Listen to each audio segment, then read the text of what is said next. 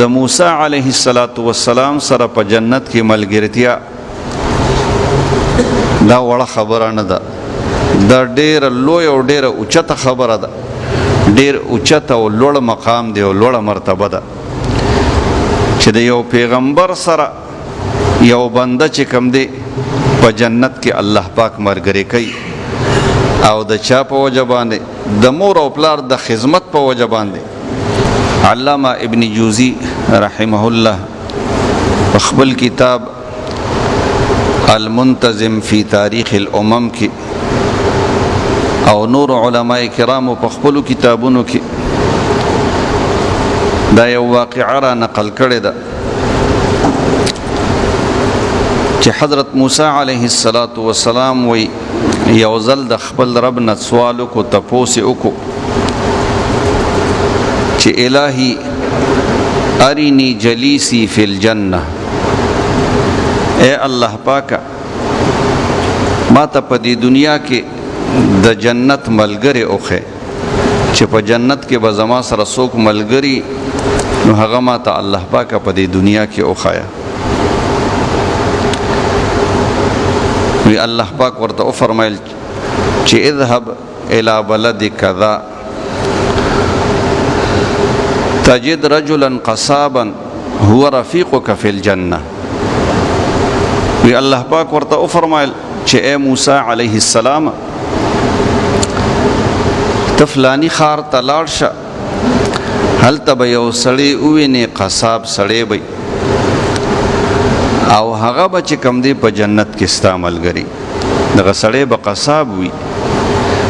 خپل چې کوم دی قصابي به کوي، خو د دغه سړي دومره مقام دی چې دی به په جنت کې ستا ملګری وي. موسی علیه السلام ته الله پاک فرمایل. بهرحال حضرت موسی علیه السلام روان شو، هغه خار ته تشریف یوړو او په معلومات باندې هغه سړی ته ور ورسېدو، د هغه دکان ته ورسېد، د هغه سره کېناست. هغه چې اول راغی دکان ته نو د غوښې یو ټوکړه یو حصه چې کوم دی ښایسته حصه را کټ کړله او هغه د ځان سره محفوظه کې ښودله او بیا نور چې کوم دی غوښه خرڅوله. چې کله یې غوښه مکمل خرڅه کړه دی کور ته روانېدو نو په دغه وخت کې حضرت موسی علیه السلام خو د مېلمه په طور باندې د سره ناست دی. موسی علیه السلام ته دا سړی وی چې یا جمیل الوجه هل لک من ضیافتی، اے خیسته او ښکلي نوراني مخ واله سړیه ته زما سره د مېلمستیا سعادت قبلې، یعنې زما سره لاړ شه او زما سره مېلمه شه. موسی علیه السلام د هغه دا دعوت قبول کو او موسی علیه السلام د سره روان شو. وی چې کله حضرت موسی علیه السلام او دوی دغه قصاب خپل کور ته ورسېدل نو د قصاب دا غوښه چې کومه ځان سره په اول کې کټ کړې وه او ښایسته ښکلې غوښه جدا کړې وه هغه غوښه یې پخه کړله په خپل لاس باندې او بیا د هغې نه شوروا وویستله او بیا چې کله ډوډۍ کېښودله دی هم ناست دی، موسی علیه السلام هم تشریف فرما دی. نو دا قصاب سړی یو نوړی په خپله باندې خوري او دوه نوړی چې کوم دی په خوا کې ورسره یو پچی ده یو زامبیل دی، په هغې کې چې کوم دی چاته ورکوي دوه نوړی. بهرحال دا خوراک شروع دی د دوی، په دې کې چا د کوسې ور وټکو. دا نوجوان پاسېدو دا قصاب او لاړو دروازې ته. چې ورغی نو دی خو بهر ووتو، حضرت موسی علیه السلام په دې پچی کې وکتل، په دې زامبیل کې چې په دې کې څه دي یا څوک دي چې دی دا دوه وړی دغلته ورکوي. چې وی کتل نو په هغې کې یو بوډا سړی دی او یو چې کوم دی بوډۍ ښځه ده چې هغه د ډېر زیات عمر د وجې نه دومره واړه شوي دي لکه دا مرغۍ دا بچی چې کوم دی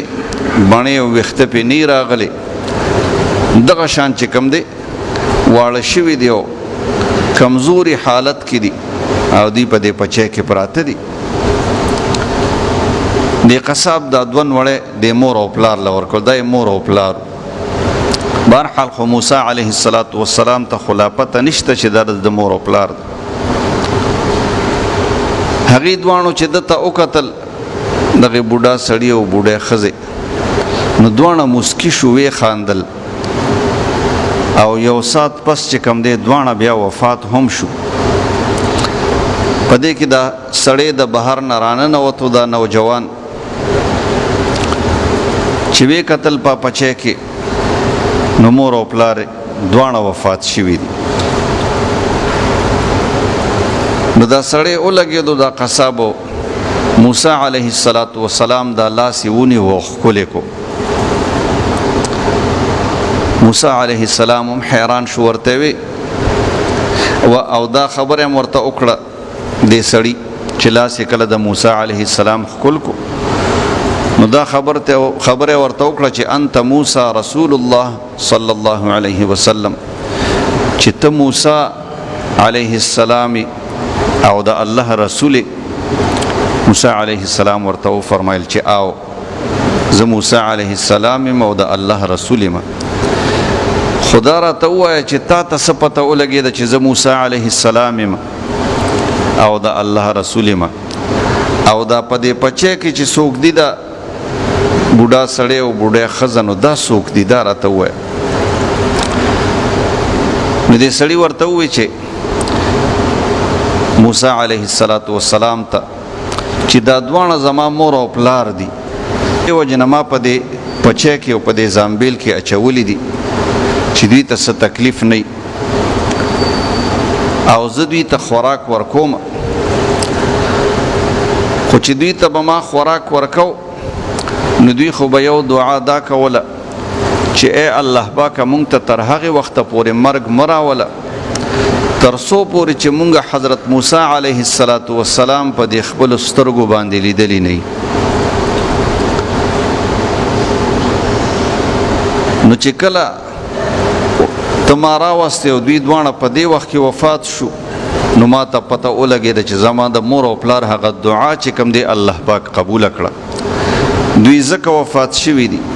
چې ته موسی علیه السلام ته ولیدې نو د هغې نه پس چې کوم دی دوی وفات شو دوی هغه دعا الله پاک قبوله کړه. بیا موسی علیه السلام د دې نوجوان نه تپوس کوي چې رأیت امک تحرک شفتیها ایما ستا دا مور ولیدله چې تا به کله دې ته نوړی ورکوله نو دې به دا شونډې خوځولې یا یې رستو ولیدل خو ایما ستا دا مور ولیدله چې دې به دا شونډې خوځولې نو دې څه وې په دې شونډو خوځولو کې. نو دا نوجوان ورته وی موسی علیه السلام ته چې ما به د دې مور او پلار خدمت کو او د مور او پلار به ما ته دا دعا کوله چې الله پاک دې د موسی علیه السلام سره په جنت کې ملګری کوي. دا دعا به کوله. نو موسی علیه السلام ورته وفرمایل ابشر بذلک په دې باندې چې کوم دې زیر قبول کا چې ته به په جنت کې زما ملګری او ستا د مور او پلار هغه دعا چې کوم دی الله پاک قبوله کړې ده ځکه چې ما ته الله پاک ښودلې ده.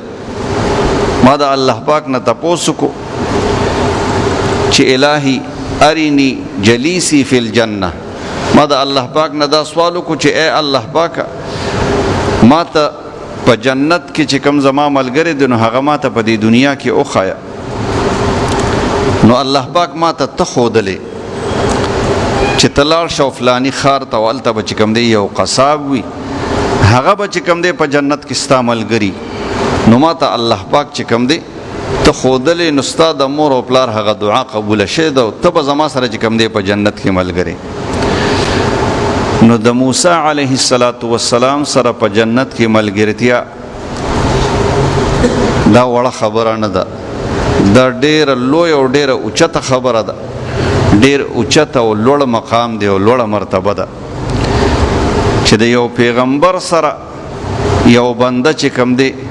په جنت کې الله پاک ملګری کوي. او د چا په وجه باندې؟ د مور او پلار د خدمت په وجه باندې، د مور او پلار سره د ښه سلوک په وجه باندې، د مور او پلار سره د احسان کولو په وجه باندې، د مور او پلار د خدمت او د دعا په برکت سره الله پاک چې کوم دی دا مقام دا ورکوي. د دې وجه نه قرآن او حدیث کې د مور او پلار چې کوم دی د هغې سره د احسان کولو، د نیکۍ کولو، د هغې د خدمت